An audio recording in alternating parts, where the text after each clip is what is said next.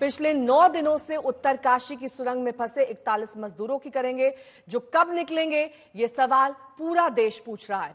अंतर्राष्ट्रीय टनलिंग विशेषज्ञ आर्नल्ड डिक्स भी मौके पर मौजूद हैं, लेकिन मजदूर कब सुरक्षित निकलेंगे इसे लेकर तस्वीर साफ नहीं है। 9वें दिन डीआरडीओ को इस अभियान से जोड़ा गया है। पहाड़ के टॉप तक एक सड़क बना दी गई है। हेवी मशीनरी पहाड़ के टॉप पर ड्रिलिंग के लिए लाई जा रही है। सुरंग के ऊपर के साथ बाईं तरफ भी ड्रिलिंग शुरू कर दी गई है। इंटरनेशनल एक्सपर्ट्स भी मौके पर मौजूद हैं। रात दिन काम चल रहा है। रोबोट्स की मदद लेने पर भी विचार किया जा रहा है।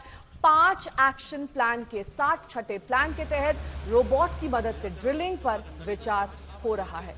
आज तक मिली जानकारी के मुताबिक रेस्क्यू ऑपरेशन में अब सेना के इंजीनियर्स की एक टीम को भी शामिल किया गया है। इस बीच टनल में फंसे मजदूरों की तबीयत बिगड़ने लगी है। देर रात मजदूरों को खाने के साथ दवा भी पाइप के जरिए भेजी गई। जो मजदूर अंदर फंसे हैं उनसे लगातार बातचीत की जा रही है।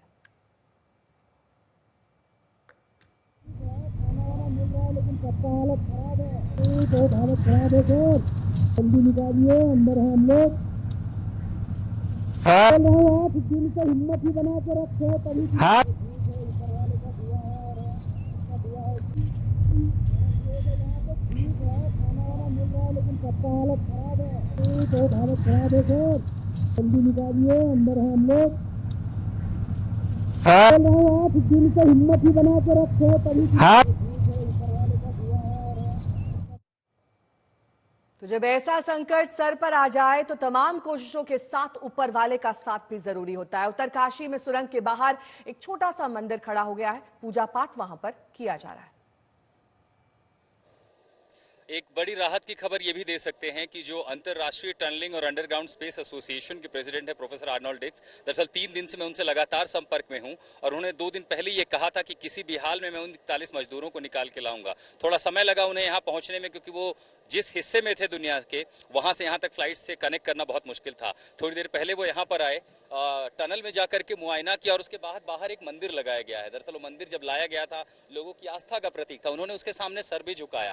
तो यहाँ विज्ञान के साथ साथ आस्था और ईश्वर से प्रार्थना भी की जा रही है कि जो भी लोग यहाँ पर मेहनत कर रहे हैं उन्हें कम से कम प्रकृति का भी आशीर्वाद प्राप्त हो। इसके साथ साथ बीआरओ और भारतीय सेना की जो इंजीनियरिंग एक्सपर्ट्स हैं वो भी लगातार मुआयना कर रहे हैं। तो एक हॉरिजॉन्टल ड्रिलिंग चल रही है, लेकिन एक दूसरी चुनौती है कि अगर किसी हाल में खुदा न खास्ता हॉरिजॉन्टल ड्रिलिंग में बाधा आती है तो आपके पास प्लान भी होना चाहिए, और वो प्लान भी है वर्टिकल। यानी एक जगह जहां 170 मीटर की लंबाई हो सकती है सुरंग की तह तक पहुंचने में, और दूसरी जगह 81 मीटर की। आज तक सबसे पहला चैनल था उन इलाकों पे पहुंचने वाला जहां पीएमओ के साथ वैज्ञानिकों की टीम पहाड़ के उस हिस्से में पहुंची थी जायजा लेने के लिए कि अगर हम यहाँ ड्रिल करते हैं तो कम से कम सबसे पहले खाना पहुंचाया जाए, और फिर उस ड्रिल की चौड़ाई देख करके क्या वहां रेस्क्यू पाइप भेजी जा सकती है, एस्केप पाइप भेजी जा सकती है। अगर वो भेजा जा सके तो उसके जरिए उन्हें फिर एनडीआरएफ की टीम या रेस्क्यूअर्स की टीम नीचे जाएगी और उन्हें एक एक करके ऊपर जो है लिफ्ट कर लिया जाएगा। चुनौतियां हैं हिमालय के इस स्ट्रक्चर को, इस संरचना को लेकर के।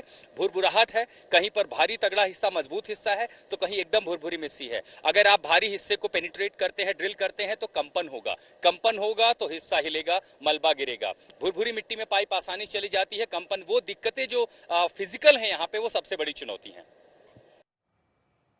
तो मजदूरों को बचाने के लिए 6 प्लान बनाए गए हैं। प्लान नंबर 1, बोरकोट इलाके से वर्टिकल ड्रिलिंग, ओएनजीसी को सर्वे का काम सौंपा गया है। 21 नवंबर को रिपोर्ट आएगी। प्लान नंबर 2,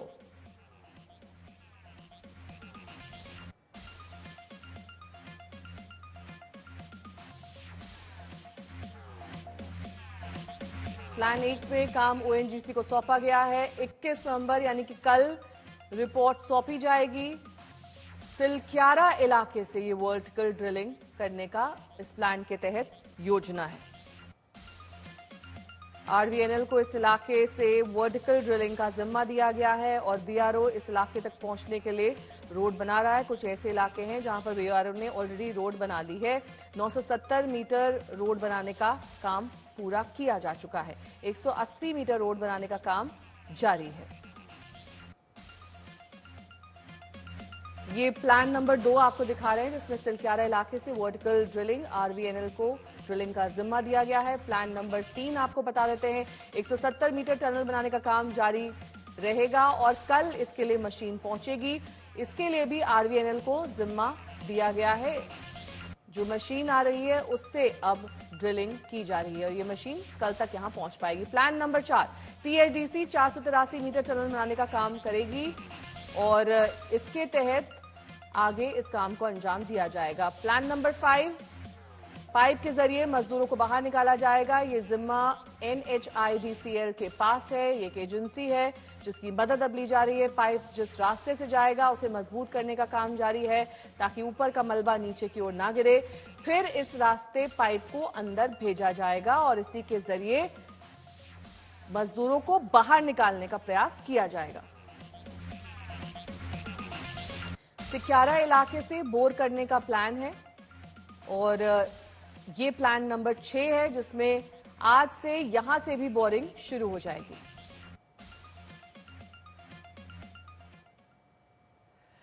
तो उत्तरकाशी में फंसे मजदूरों को निकालने के लिए डीआरडीओ की टीम पहुंच गई है। रेस्क्यू ऑपरेशन में अब तक क्या कुछ हुआ है इस रिपोर्ट के जरिए समझिए।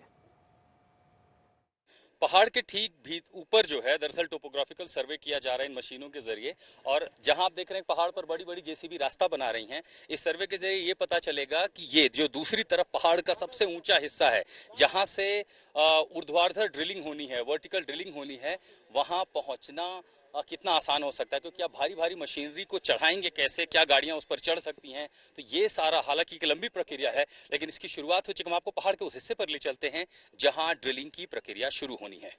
पहाड़ के लगभग उस ऊंचाई पर जहां ड्रिलिंग होनी है हम वहां पहुंच चुके हैं और यहाँ जो बड़ी बड़ी मशीनें देख रहे हैं दरअसल इस पर पहिया नहीं पहुंच सकता।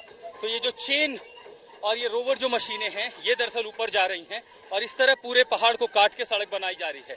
वर्टिकल ड्रिलिंग सबसे बड़ी चुनौती है क्योंकि पहाड़ के ऊपर लगभग 200 मीटर की ऊंचाई से भी ज्यादा पार करके आपको बड़ी हैवी मशीनरी ले जानी है और इसीलिए रातों रात बीआरओ ने यहाँ पर सड़क बना दी है और टोपोग्राफिकल सर्वे के बाद देखा जाएगा कि आखिर ये भारी भरकम सामान कैसे पहुंचाया जाए क्योंकि ये ऑपरेशन बड़ा है, कोशिशें भी बड़ी होनी चाहिए।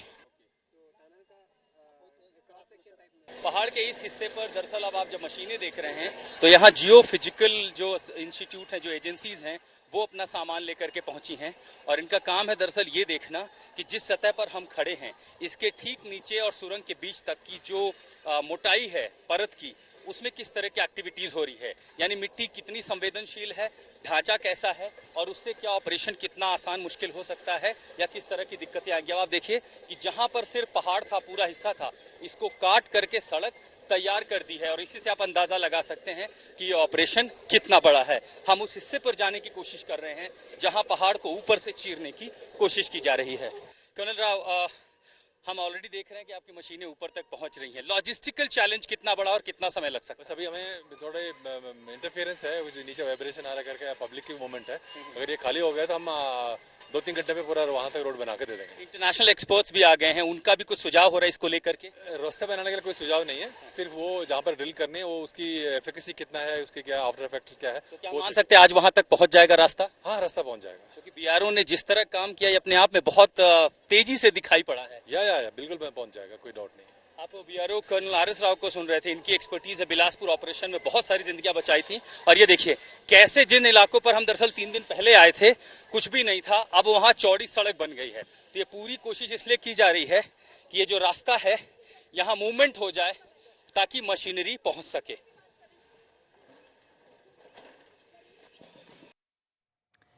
200 घंटे से ज्यादा का वक्त बीत चुका है। 41 जिंदगियां सुरंग में मौत से लड़ रही हैं। मजदूरों को बचाने में अभी और कितना वक्त लगेगा ये कोई भी बताने को तैयार नहीं है। तो सवाल यही खड़ा हो रहा है कि 9 दिन बाद भी मजदूर क्यों नहीं निकाले जा सके? क्या 41 मजदूरों की जान की कोई कीमत नहीं है? अगर ये एक्शन लिए जाने थे तो इसको पहले क्यों नहीं लिया गया? विदेशी कंपनी से मदद में देरी क्यों की गई? बचाव अभियान की समय सीमा क्यों तय नहीं की जा रही है? जैसा कि आरोप है सुरंग को बनाने में नियमों की अनदेखी क्यों की गई?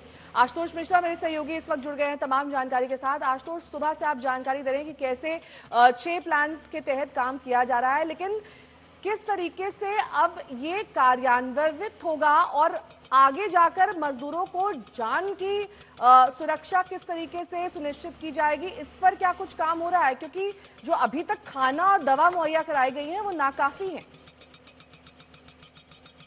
बिल्कुल ना काफी, और इसीलिए कुछ महत्वपूर्ण जानकारियां हमारे पास आई हैं, और खासकर उन परिवारों के लिए जिनके लोग यहां फंसे हुए हैं, उन्हें ये काफी मददगार साबित होगी।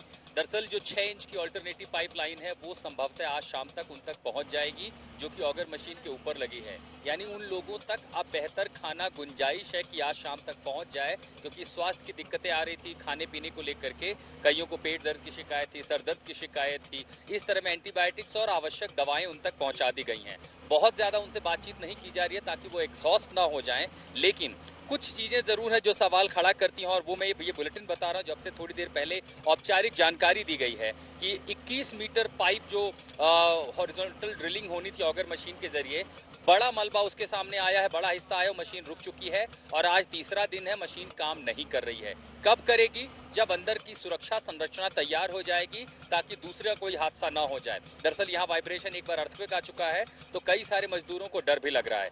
दूसरी बात यह है कि बहुत सारी मशीनें जैसे रोबोटिक्स हैं। कल एक एंडोस्कोपिक कैमरा जो है, एंडोस्कोपी हम हर कोई जानते हैं, कई बार मुंह के अंदर भी डाला जाता है चीजें देखने के लिए। एंडोस्कोपिक कैमरा लाया जाएगा दिल्ली से, जो कल पहुंचेगा। ये उस पतली सुरंग में, पतली पाइप में डाला जाएगा ताकि मजदूरों की स्थिति देखी जा सके, उनके हाल में वो देखा जा सके। सीधी सी बात है, ये एंडोस्कोपी कैमरा शुरुआती 48 घंटे में यहाँ पहुंच सकता था। कम से कम उस पाइप के जरिए देखने की कोशिश की जा सकती थी कि वो किस हाल में है। खैर, देर से सही ये कदम उठाया गया है। अलग अलग विशेषज्ञों से बात कर रहे हैं, जैसा कि इनका कहना है एजेंसियों का, कि विषम परिस्थितियां आ रही हैं, जिस वजह से दिक्कतें हो रही हैं, और वो दिक्कतें वर्टिकल ड्रिलिंग में भी हो सकती हैं। बिल्कुल, बहुत सारी दिक्कतें, बहुत सारी चुनौतियां जिनसे अभी पार पाना है इन 41 जिंदगियों को बचाने के लिए। तो एनडीआरएफ की टीम लगातार मजदूरों को निकालने में लगी हुई है। उसके आईजी से आज तक ने खास बातचीत की, और इसमें उन्होंने बताया कि 3 तरफ से रास्ता बनाने की कोशिश की जा रही है।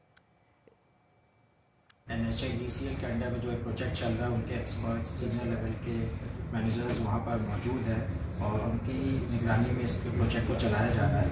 और अभी एक पाइप 900 mm का भी पाइप डालने की कोशिश की गई, काफ़ी हद तक डाल दिया गया है, और उसको स्टेबिलिटी को देखकर और सेफ्टी को देखकर इसको बढ़ाने की कोशिश की जा रही है, ताकि अगर उस तरफ खोल सके तो उससे हम जितने अंदर लोग फंसे हैं उनको बाहर निकाल सकें।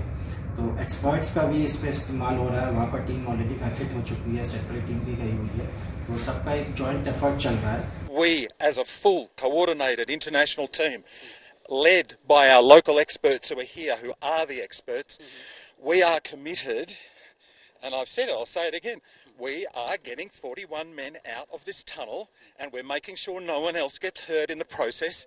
And if it takes us a little time, we'll take time, because all of us agree that we cannot rush and endanger the lives of any more people.